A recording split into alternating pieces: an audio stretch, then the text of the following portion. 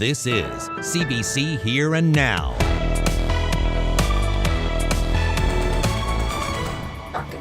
Shocking, it's wrong, it's unfair. I don't know what to say. It's really a massive failure.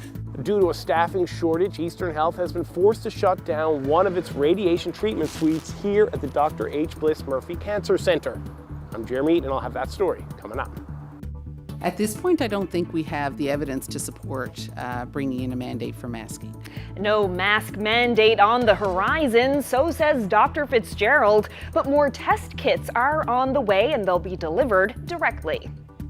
Good evening and welcome to Here and Now. We're hearing from nurses tonight who say they're overworked and tired. We're also hearing from the province on its plan to increase the number of nurse practitioners. So let's start in Corner Brook, where nurses took to the streets of downtown today to protest working conditions. About 100 nurses met at the Majestic Lawn for a rally for nursing and safe patient care. Here Now's Troy Turner was there. There ain't no power like the power of the nurses, and the power of the nurses won't stop. Hey! Nurses on the West Coast are feeling overrun. They say there's a crisis and the healthcare system is on life support. Registered nurses, nurse practitioners, and other healthcare workers are beyond broken. We're tired, we're sick of being mandated, and we're overworked, we're understaffed. And it's dangerous for nurses and for patients, and we all deserve better. Maria Young began working as a nurse 3 years ago. There's nothing else she loves more. But she says she had to leave her job in acute care in Corner Brook to take a new job in Stephenville with better hours and no forced OT. Working in a system that is so broken really did a number on me, and now I do a 2-hour commute every day in total. People are leaving the profession at an astounding rate. It's scary considering the vacancies that we have already. We need to find a way to keep these people in the system. This story is nothing new for the Provincial Nurses Union. And this is really impacting them to the point that we are losing registered nurses out of the system. Yvette Coffey says the problem is the same in every corner of the province, and she said patients are the ones who suffer. You do not want to have the nurses working 24 hours being your primary healthcare provider on a night shift. I know, I've worked 32 years as a registered nurse. I can't even imagine what registered nurses and other healthcare providers are going through right now and how they're keeping up with that pace. The nurses acknowledge this problem is not going to be an easy one to fix, and as Young says, you cannot knit new nurses. However, they say this is a crisis, and the province needs to step up in order to fix that. Troy Turner, CBC News, Corner Brook. One potential fix, hire more nurse practitioners to ease the burden on emergency rooms. The health minister is providing some details on a plan to beef up the number working here. But as we told you last night, getting licensed to work here as a nurse practitioner can be a difficult process. Heather Gillis reports. We've immediately asked the health authorities to start to increase the number of nurse practitioners in our healthcare system. Nurse practitioners can diagnose illness, order and interpret tests, and prescribe medication. Health Minister Tom Osborne says MPs can relieve pressure on overburdened ERs and work in the 35 collaborative care clinics the province wants to start. We are aiming to have every individual in the province having the ability to be connected to one of the community care teams. But Osborne can't say how many the province will hire or how much it will cost. About 125,000 people in the province don't have access to a family doctor. Staff shortages have forced some ERs to close, and others are bursting at the seams with long patient wait times. This is a start. We have to get patients out of the emergency departments. The College of Registered Nurses, which licenses nurse practitioners, says there are about 250 nurse practitioners in the province. The Nurses Union president says by her calculations, the province will need a lot more. Coffey says there are 30 vacancies in Central Health alone and 60 needed for long-term care. But says the province only graduates about 12 a year. She wants support to educate more. Bursaries to help with the cost of the education. But also, one of the things we've been running into is registered nurses not being given the education leave to be able to do their clinical when they're doing their nurse practitioner program, and thus having to resign their permanent positions to go casual so they can complete their education. So a big ask here is support for nurse practitioner students, and also we need to increase the seats. Meanwhile, Tom Osborne says they're looking for more nurses in Canada, the US, and India. But an internationally trained nurse practitioner who is from this province says trying to get licensed to work here is a lengthy process and one with many barriers. She's since abandoned the process to get licensed here. Now she's trying in Ontario and says then she'll transfer her credentials home. We do want her here. We want her back home. We want her practicing in this province. Osborne says the province is working with the College of Registered Nurses to reduce the barriers for nurse practitioners trained elsewhere, while at the same time maintaining high professional standards. Heather Gillis, CBC News, St. John's. Well, staying with health news, an expert says the province is failing its cancer patients. A staffing shortage at the Dr. H. Bliss Murphy Cancer Centre in St. John's has forced Eastern Health to shut down one of its radiation suites. Unable to operate at full capacity, at least 2 people will now be sent to Toronto for treatment. Here now's Jeremy Eaton has more. Shocking is wrong, it's unfair. I don't know what to say. It's really... Sevtap Savash can't hide her feelings. The Memorial University professor has spent the last 20 years researching cancer, including working closely with cancer patients. We are bleeding family doctors, nurses, and other, front line healthcare providers, but I never thought about radiation oncologists. So we really need them for effective cancer treatment. A significant portion of our cancer patients need them. She says closing units will mean some patients won't be able to access treatment, and the remaining radiation oncologists will have a heavier workload. I'm really feeling very, very strong about how wrong it is and unfair for our patients here, but there are also other, areas of our life and education and research which will be impacted by the reduced number of radiation oncologists. I think it's a massive failure. The closure comes after a number of resignations, 7 in the past year according to NAPE. That means 3 of the 4 radiation treatment suites are now operational. Hopefully very soon we'll be able to recruit for those positions and start doing these therapies here in the province again. And until just recently, we were meeting provincial and national benchmarks in terms of having these radiation therapies done within 28 days. According to the Department of Health, no patients have had to go out of the province yet, but 3 people have been approved to travel to Toronto. You want to be in a familiar environment to deal with it, with all your supports. So that's hard enough to deal with on its own. But now, to say, oh no, we'll get you there, but we got to send you somewhere else. We may send a relative or 2 with you. It should never get to this. She says she can only speculate as to how cancer patients will feel about the Toronto travel. I wonder how this physical, emotional, or psychosocial and financial consequences of such a move can be actually impactful on our patients. And I kind of think that, it may be. But again, we have to ask our patients and their caregivers. Eastern Health says that this closure is temporary. Both it and the Department of Health are working to recruit new staff and try to fill the vacancies. Eastern Health also says it understands the extra stress that this can cause on cancer patients and their families. Jeremy Eaton, CBC News, St. John's.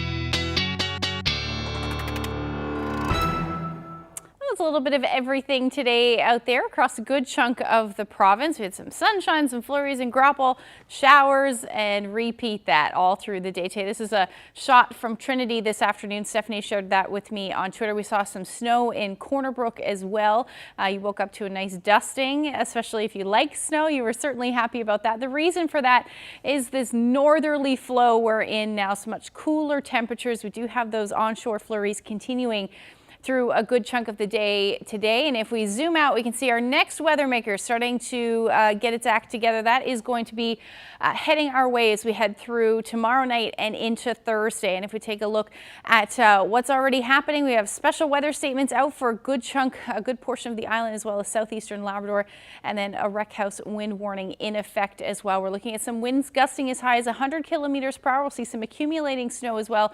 I'll time all of that out for you coming up. Thanks, Ashley.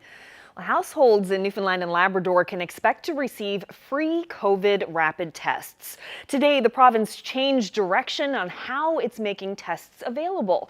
Here now's Peter Cowan has been following this story. So, Peter, how will this work?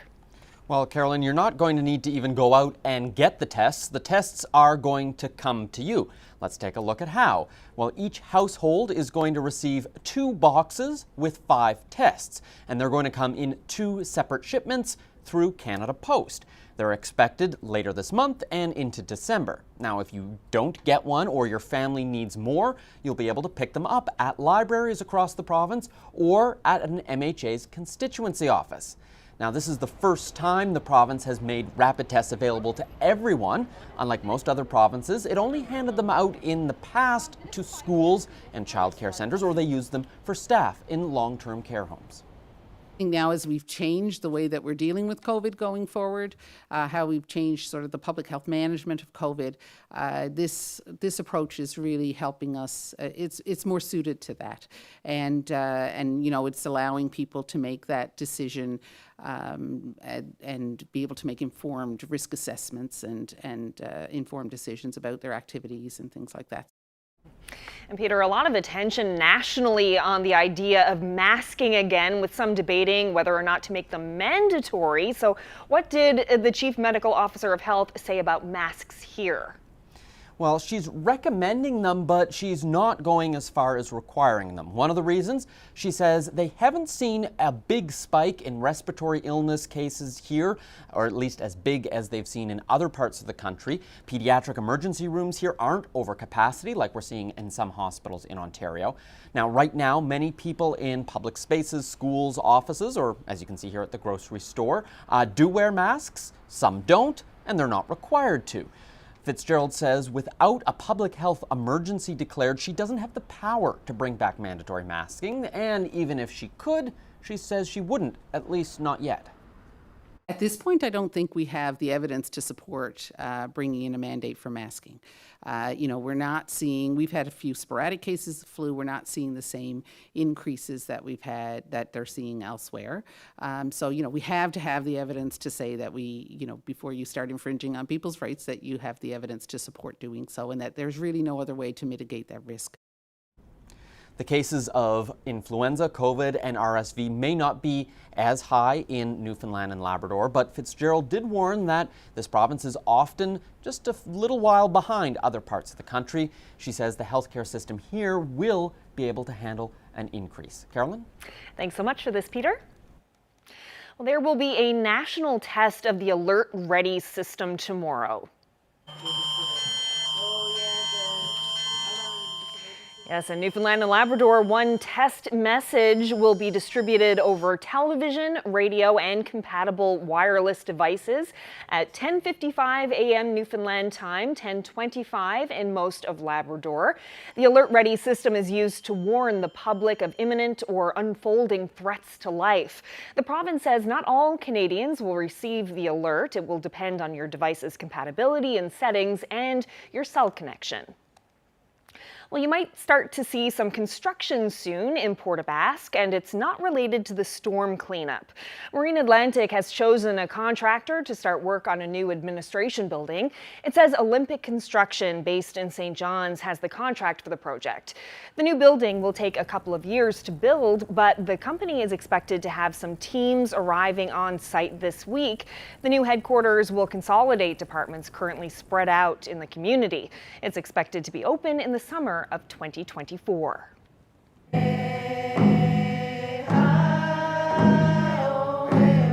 A dedicated individual whose love of her people and their land drives her dignified resolve to protect and preserve their invaluable legacy. That's Innu elder and activist Elizabeth Panashaway receiving Queen's University's highest honor today, an honorary doctorate.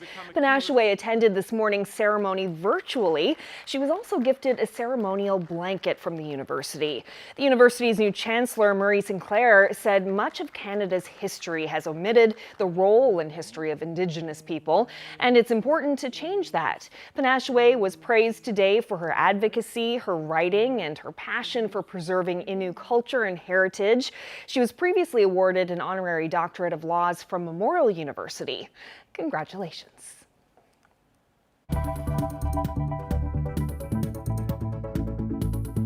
Well, quiet weather day tomorrow, but we do have our next system moving in. It's going to bring some snow and rain to parts of the province. I'll break that down for you coming up.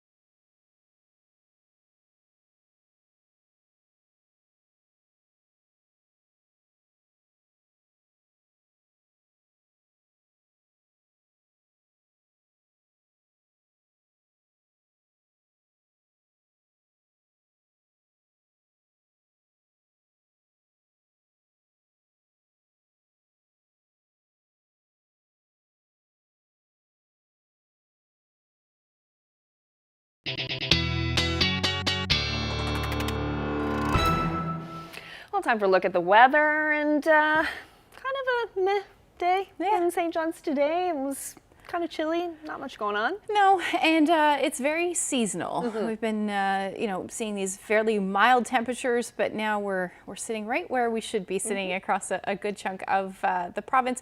Not so much the country, though. It's been fairly chilly in other areas as well. Let's take a look at what's going on temperature-wise across North America. You can see 0 degrees in Toronto. You should be sitting around 7 degrees. So definitely seeing some of that colder air. Winnipeg -4. And really on either end of the country, we're seeing those temperatures pretty similar. 7 degrees in Vancouver so far today and 5 in St. John. So the reason why we're seeing some of this cooler air is where the jet stream is. There's a big ridge over the western portion of Canada, dipping through central Canada, and that is bringing some colder air and that well below seasonal air through a good chunk of Canada. And the jet stream, I often talk about it and how it moves the weather systems across the country. So I thought I'd show you exactly what's going to happen this week as we head through the next couple of days. So there's that system I was talking about. That is going to take the jet stream essentially and head over the Maritime provinces and then eventually Newfoundland and Labrador as we head into Thursday. But you can really see that dip in the jet stream, and that is really going to continue through a good chunk of the week and into next week as well, bringing some of that colder air up through Labrador and then parts of the province as well. So let's take a look at the temperatures today. Around 5 or 6 degrees. That's right around where we should be sitting this time of year. For the east, same thing towards the west coast as far as seasonable temperatures go. 1 degree in Corner Brook today. St. Anthony, Cartwright -1 and -6, pretty much right on the dot for you in Labrador. And really, we're not seeing too much in the way of weather. That northerly flow, that northwesterly flow on the west coast is bringing some of those onshore flurries. But we do have a ridge of high pressure to the west and that area of low pressure well offshore. Now that is what brought those windy conditions last night. We topped out at about 89 kilometers per hour in St. John's. And even along the south coast as well, saw some pretty gusty winds. But that's well off tonight. And really, as far as winds go, we're not going to be talking about a whole lot, but this cooler air is going to continue. Some cloud cover as well, pretty much across the board. Even though we're under relatively high pressure, things are going to stay a bit unsettled. Winds today. Winds right now sitting around 9 today in St. John's currently, 28 in the Rec House area and about 30 in Port aux Basques. Factor in those wind gusts, not a whole lot to talk about. It's a bit breezy up across coastal areas of Labrador, gusting right now about 39 kilometers per hour in Makkovik, but that is leading to a bit of a wind chill out there, feeling more like the minus double digits. Minus single digits the story for the island, and really there's not a whole lot to talk about as far as winds go tonight. Generally looking at the strongest winds towards the coast, so -7 in Cartwright, so your wind chill values will be in the minus teens overnight tonight with those winds out of the northwest between 30 to 50 kilometers per hour. But again, not a whole lot happening. Just the chance of some onshore flurries again on the west coast, which is what we will see really in these northwesterly winds. So we could pick up a couple of centimeters, particularly in those higher elevations. And that will generally continue as we head through the day tomorrow as well. So, 2 to 5 centimeters possible in those higher elevations. Tomorrow's temperatures really not moving too much either. Degree or two on either side of 0 tomorrow afternoon. Again, those flurries will continue, but overall just either cloudy periods or some periods of sun rather through the day. Up across Labrador, you're looking at a similar forecast, about -2 in Makkovik with some flurries, and same thing for you in Lab City. Now, taking a look at what's going to happen as we head into Tuesday and then Wednesday night eventually. We're going to see the next system move in as we head into the evening hours on Wednesday. That'll bring some snow. That should spread across the island as we head into the overnight period, head towards the northern peninsula as well. Avalon might see this start as snow quickly. That will quickly change over to rain, but we'll get into some of those details as far as the amounts go, and we'll look ahead to the weekend rather when we come back. So speaking of looking ahead, the experts worry about the future of a very important land link, one that connects Nova Scotia with the rest of Canada. And hundreds of years ago, the Acadians built grassy barriers to help protect the land from the ocean. But as sea levels rise, experts say it could be underwater by the end of the century. Reporter Brett Ruskin has more about what's at stake. Right now, I'm standing on the one strip of land that connects Nova Scotia to the rest of the country. Over here, you have the Bay of Fundy. About 20 kilometers in that direction, you have the Northumberland Strait. And this strip of land is home to CN Rail with cargo and freight trains that rumble through this spot, the Trans-Canada Highway. You have fiber optic cables with internet phone service. You have transmission lines for power as well. It's estimated that there's about $35 billion worth of trade that uses this spot that goes along this stretch, rumbling past me on the highway or on those train tracks every single year. Now, I spoke with the CEO of the Port of Halifax, talking about the importance of this piece of land to get those containers from ships to the rest of North America. 75% of our cargo is moved by rail or land via that link between Nova Scotia and the mainland. And our whole essence about the Port of Halifax is we're a gateway. It's not about cargo in Atlantic cargo, it's actually cargo for the rest of Canada. So without that link, we lose our ability to land bridge cargo that's coming in from overseas. So our gateway integrity starts to be challenged. And so not only important for humans, but animal life as well, creating this this bridge between Nova Scotia and the rest of the mainland to promote biodiversity for different communities of animals to go back and forth. And so the issue is that the one defense to keep the ocean out on either side is these grassy dikes that you see behind me, these mounds, these long strips of dirt that date back to the 1600s, originally built by the Acadian communities that lived here. They are starting to be not tall enough, effectively, to keep out the ocean as sea levels continue to rise. And so there is a new report that's been out that came out this year talking about the possible options to try to fortify this area. It's going to cost hundreds of millions of dollars, but it is something that is basically inevitable as sea levels continue to rise. I spoke with the Ecology Action Centre about the importance of this infrastructure, the importance of making changes to fortify it in the future. I worry every hurricane season because it only takes, with that spring tide or that high lunar tide, it only takes about a meter or so to get over top of those dikes, and those are the only line of defense. There isn't a secondary wall in place. There isn't sandbags between the rail and the road. It's once you're over top of the dikes, that's it. And so a bit of a microcosm for this global issue here. Just one example of governments that will need to work together. The federal government, the province of New Brunswick and of Nova Scotia need to work together to create a plan, to try to plan ahead for the future, with, again, experts warning that by the end of the century, much of this area could be prone to frequent flooding if no steps are taken. Brett Ruskin, CBC News, at the New Brunswick-Nova Scotia border. To Labrador now, the organizers of a candlelight vigil in Happy Valley-Goose Bay want to bring attention to a voice they feel is going unheard. The voice of dozens of people who have been living outside. Heidi Adder brings us this update. This small vigil is in response to this. Last week, about 40 people gathered outside the town hall in Happy Valley-Goose Bay, calling for more policing to address their public safety concerns while the province works on long-term solutions. The town estimates 80 people have been living outside. Council calls it a public safety issue. Stories have been shared about public drunkenness and other illegal acts. But this group believes another side of the story is being left out. So later that same evening, a candlelight vigil was organized to raise awareness for those who've died as a result of sleeping outdoors. The coverage that I've seen from this rally, media releases that I've seen in the last 2 years from the previous town council, from provincial representatives, has focused on the fears of homeowners and business owners, people who are housed, people who have privilege. And I think that distracts from the real crisis, which is that people are dying out in the cold and they have nowhere to go. Rochwell highlighted 4 people who have died on the trails and wonders who's advocating for them. A lot of the folks that we're talking about, the people who are unhoused, who may be living in the trails, they're busy surviving.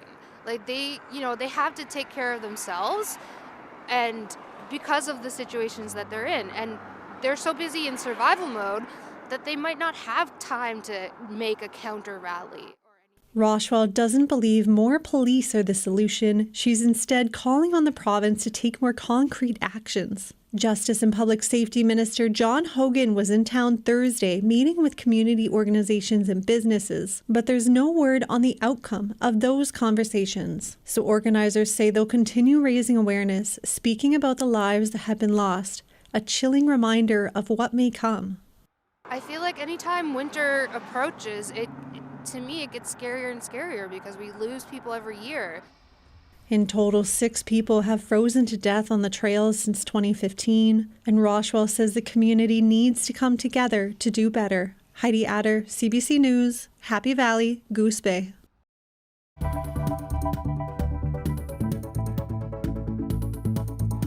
So what's next after Fiona? People in Port aux Basques are finding out what their options are in a meeting being held today, while in Nova Scotia, some are wondering whether it's even worth rebuilding.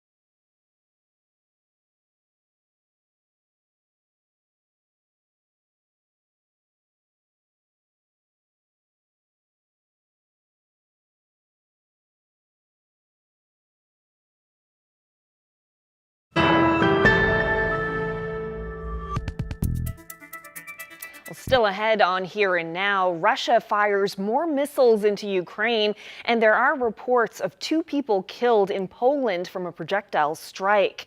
And Mark Critch from This Hour Has 22 Minutes puts a tough question to the Canadian Jeopardy star Matea Roach. But first, the aftermath of Fiona.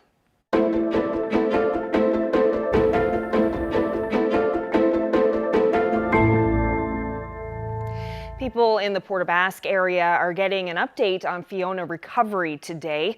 Premier Andrew Furey and the local MHA, Cabinet Minister Andrew Parsons, are holding an information session at St. James High School. It started about 90 minutes ago. They're giving an update on the financial assessment process regarding damaged properties. The information session is meant for people from all communities in that affected area whose homes were either destroyed or no longer safe or can't be repaired. Well, it wasn't just the Port aux Basques region hit by Fiona, of course. The storm also struck Nova Scotia hard. Many there still picking up the pieces, and some are even weighing whether it's worth it to rebuild. The CBC's Tom Murphy visited some of the hardest hit communities to see how people are coping.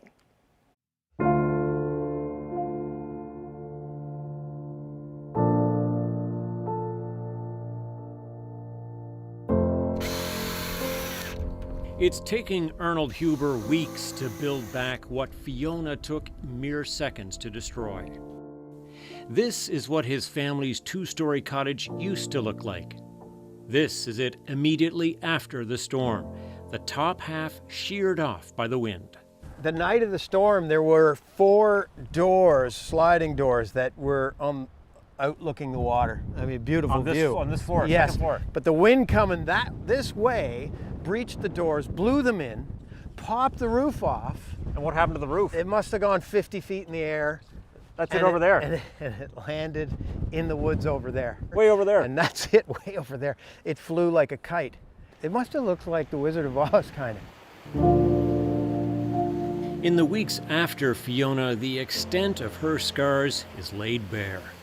Hundreds of millions of dollars in damages. Coastlines clawed by the surge, cottages tossed by the tides, many of them beyond repair. Sure, Nova Scotia is known as Canada's ocean playground, but the sea and the wind can be anything but playful. On a windy day, you recognize the power of the ocean. And that's probably what I didn't really have a good sense of. The fishermen up here have a great sense of that and a great respect for it. I was probably a little naive. Now that I'm rebuilding, I am building with that in mind and trying to come up with new ideas, better ideas. But it's no easy task. First of all, there aren't enough contractors. Huber, who, by the way, like many here, gambled and did not put insurance on his cottage, is a carpenter, but his time spent rebuilding here means he's going deeper in the hole. I have good clients and I have good customers, and they understand and they'll wait for me. But you're not making any money. No. But that's what, again, I think I said this before, but I think that's what banks are for. When last we met them, Ian and Kathy Scott were trying to come to terms with the loss of their family cottage, just steps from the beach.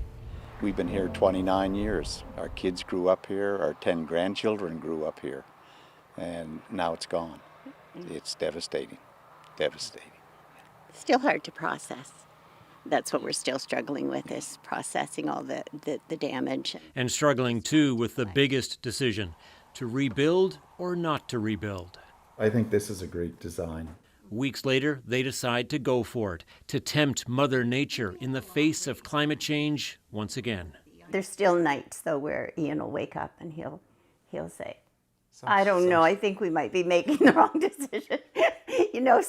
So I think that'll be, we're going to do that until we get there, because like you say, it's not that we have the money to do it. We're pulling it from, just scraping it together.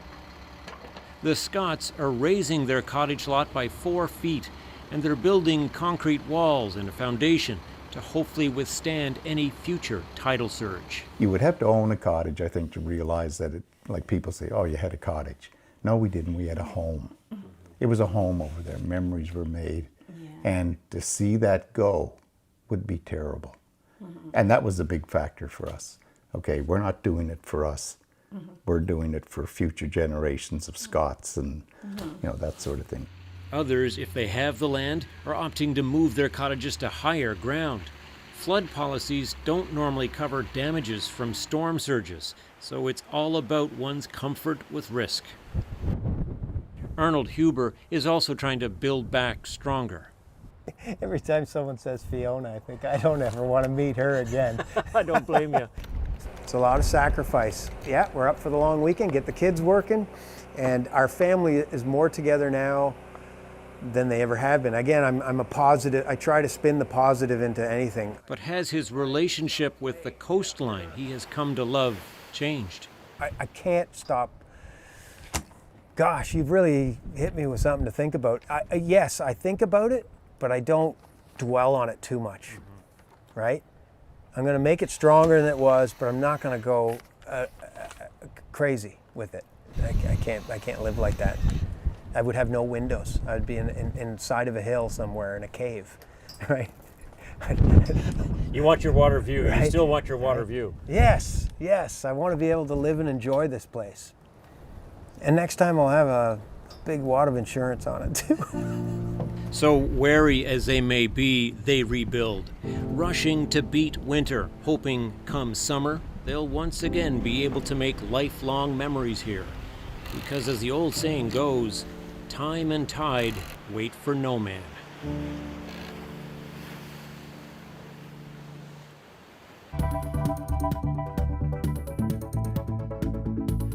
The head of the RCMP is testifying in Ottawa today at the public inquiry into the use of the Emergencies Act.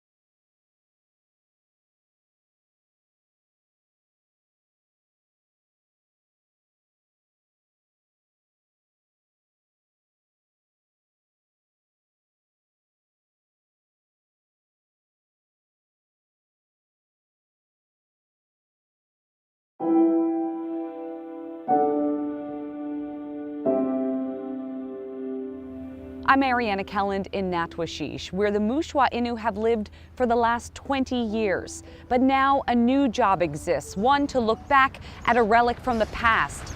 Davis Inlet will bring you that story coming up on Here and Now.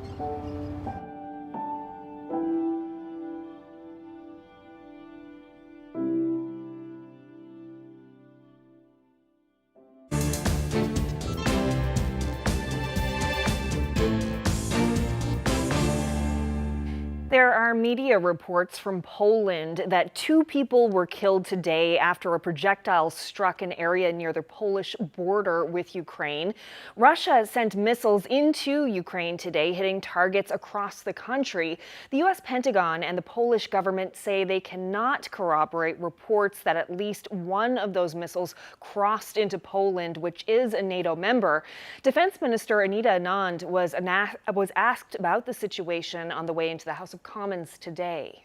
I am aware of the reports. It would be imprudent for me to comment on them at this point. I am in close touch with our Polish allies, and we are monitoring the situation very closely. Meanwhile, Russian missile attacks left at least 1 person dead in the Ukrainian capital today. There were missile strikes across Ukraine, and energy infrastructure appears to be Russia's biggest target. Briar Stewart has more on that from London. Ukrainian officials say dozens of missiles were fired at the country this afternoon. The Air Force said the number was around 100. If confirmed, that would make this attack even larger than the devastating strikes at the beginning of October. Now, missiles were fired at targets across the country. They hit several cities, including Kyiv, Lviv, and Odessa. In Kyiv, 2 residential buildings were hit. Energy infrastructure appears to be Russia's biggest target, as it has been for weeks. There are energy outages happening across the country, and officials say the situation is critical. These strikes happened as leaders of the G20 are meeting in Bali, and the war in Ukraine is dominating a lot of the discussion. Ukraine's President Volodymyr Zelensky addressed leaders virtually this morning. He said that Ukraine's military will not let up over the winter because they don't want to give Russia time to rebuild its defenses or replenish the ranks of its struggling military. In the past, Russia has launched airstrikes after suffering losses on the battlefield, and that's how many are viewing this. Today's strikes come just 5 days after Russia pulled back from Kherson, and 1 day after Zelensky revisited the newly recaptured city to officially hoist the Ukrainian flag. Briar Stewart, CBC News, London. Well, here in Canada, the head of Canada's RCMP took the stand today in the inquiry examining the federal government's use of the Emergencies Act. The legislation was enacted in February to clear anti-vaccine mandate protesters from downtown Ottawa and border blockades across the country. As Marina von Stackelberg reports, new evidence shows key information on the police plan to dismantle the Ottawa protest may not have been shared the night before the act was brought in. The day before the Emergencies Act was invoked, downtown Ottawa was filled with protesters, and RCMP Commissioner Brenda Lucki met with federal cabinet ministers. It was her job to keep them up to date on what the various police forces were doing to deal with the convoy. Cabinet is on the verge of invoking the Emergencies Act. You are their window on law enforcement. You told us this earlier. On this evening, she had an update. The Ontario Provincial Police, Ottawa Police, and the RCMP had crafted a plan to take down protesters in Ottawa, and they could do it with existing laws. But during that meeting, documents show she was never called on to speak. A lawyer with the inquiry presented that scenario to Lucki during testimony today. Your update to Cabinet as it is deciding whether to invoke the Emergencies Act is that the police now have a plan, they've pulled it together, and that you, as the Commissioner of the RCMP, consider that plan to be workable without the authorities of the Emergencies Act. And that doesn't get delivered. Your messages don't get delivered to Cabinet when they then deliberate on the invocation of the Act. Do you appreciate the significance of that scenario? Yes and no, because we had spoken about the fact that we had an integrated planning cell, that we were bringing together a plan. Lucky says she did not know that evening Cabinet was on the verge of invoking the Emergencies Act. She admitted she had not told them that the police plan was official. I guess in hindsight, yeah, that might have been something significant. Honestly, there was so much information going back and forth. In the days that followed, Lucky says the Emergencies Act was useful for police here in Ottawa, especially because it gave them the ability to compel tow companies to remove the big rig trucks that occupied these streets. Marina von Stackelberg, CBC News, Ottawa. Canada's housing market continues to cool. The latest figures from the Canadian Real Estate Association show both sales and prices were down again in October. The average price of a home in Canada dipped to about $645,000 last month, a drop of nearly 10% compared to a year ago. It's a drop of more than 20% from the peak price back in February. The number of sales is off by more than a third from last October. Rising interest rates are cited as the cause of the slowdown.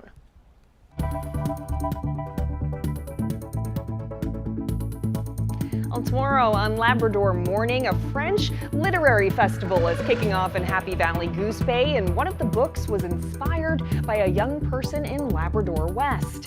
Then on Crosstalk, it's the Newfoundland Quarterly Show. Hear from Joan Sullivan and others who are part of the autumn issue.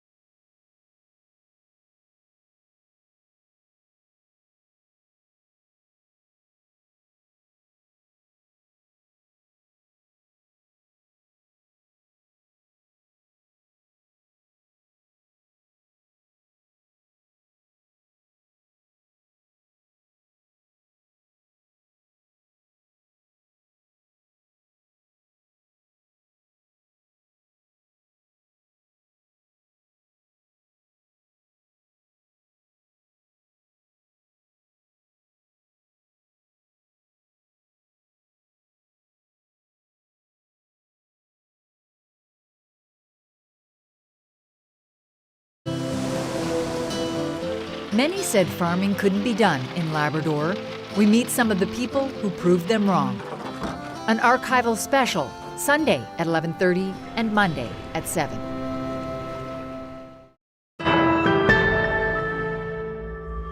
You might recall Matea Roach, the Atlantic Canadian Jeopardy star. She ended her run Friday night, but the questions keep coming. Matea Roach, 23-game champion, but in third place today against really strong competition. What did they write down? Roach had returned to the game show last week for its Tournament of Champions. That's after she won 23 straight games earlier this year. Roach lost in the semifinals Friday night. The 23-year-old, who is from Nova Scotia and now lives in Toronto, earned a spot into the tournament by setting the 5th longest winning streak ever in Jeopardy. It also won her more than $750,000 Canadian. Now she's facing more questions. This hour has 22 Minutes host Mark Critch asked Roach what may have been her toughest question yet.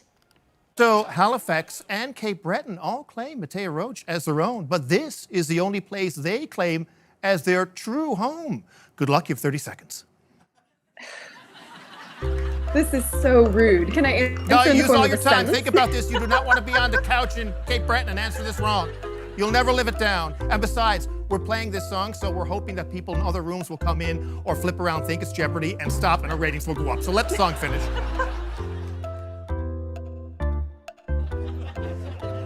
Kind of awkward when it's just the two of us. It happened to me once on The Real Show. Yeah? Yeah, I had to play Final Jeopardy by myself because the other players finished in the red. Kicking ass. That's how it's done. All right, that's enough. Matea, the question once again was, where are you from? Well, Cape Breton's out because I've never actually lived there. That's where my parents are from. I am from Halifax. That's where I was born. So I'll go with what is Halifax. That is correct! You know how to please a hometown crowd. You've done something, Matea, you've done something most Canadians can only dream of. You paid off your student loan. Thank you for being here. Good night. That's funny. Well, here's a Jeopardy question for you. Which of the two of us is a huge Jeopardy fan? Yeah. The answer is, who is Ashley? You love Jeopardy. I watch it every single night. Yeah, it's one of my favorite shows. I don't know why I love it so much, but I mean, I used to watch it as a kid with my grandparents, which is a theme typically, but Are you like yelling at the screen, yelling 100%. answers? Yeah, Really? Yeah. 100%. Do you get a lot of them? Well, I get the weather ones. Hopefully. Of course. Some science ones, and my partner always gets the music questions. Oh. So I should keep score. You should. Well, speaking of weather questions, what's the weather looking like in the long range? Yeah, we're going to talk about the next weather maker. Now, it was fairly quiet weather-wise, but we're starting to get into that pattern of lots of weather. So let's take a look at what's going on. This will be for your Wednesday night into Thursday morning. That's when we'll start to see that weather move in. It'll start as snow right across the board and then quickly change over to rain. Unlike that storm on Saturday, this will be a fairly quick transition. And then as far as the Northern Peninsula goes, you should stay mainly in the snow and then up across Labrador as well. Southeastern portions anyway, you'll see that snow through the afternoon on Thursday. Otherwise, it should move out fairly quickly. I don't anticipate too much in the way of showers. It'll likely fall as drizzle through central, the west coast, and along south coast. The heaviest rain should fall in eastern Newfoundland through the day on Thursday. And then in behind that as well, we'll get back into that northerly flow or northwesterly flow, and then that will change back over to rain, snow rather, along the coastal areas of the west coast anyway. Temperatures are going to warm up again between 10 and 14 degrees for eastern Newfoundland, even through parts of central, and again staying below zero for the northern peninsula and then up across Labrador. Now, as far as accumulations go, this is just one model's depiction, but at this point it is looking like we'll see somewhere between 20 to 30 centimeters for the northern peninsula, slightly less through Green Bay, White Bay, maybe 15 to 20 centimeters, let's say 10 to 20 centimeters, and then through central central as well. You're looking at somewhere between 5 to as much as 15 in some cases. But again, this will transition through to rain fairly quickly, so whatever does fall won't last very long. Now, as far as Thursday evening into Friday goes, that area of low pressure will move off. We get back into that flow, which means some onshore flurries will continue along the west coast and maybe some showers again along the south coast through the day on Friday. And then some windy conditions as well. At least through the first half of the day, we could see those winds gusting around 90 kilometers per hour. But clearing skies really the story for central and eastern Newfoundland. Temperatures much cooler, between 2 and 5 degrees, and then same up across Labrador, 0 to -6 as the daytime highs for Friday. Taking a look at the long-range forecast, we'll go right back to those single digits. Chance of showers will continue on Saturday, Sunday, either showers or flurries for St. John's and eastern Newfoundland. Again, we'll say goodbye to the wind for the weekend as well.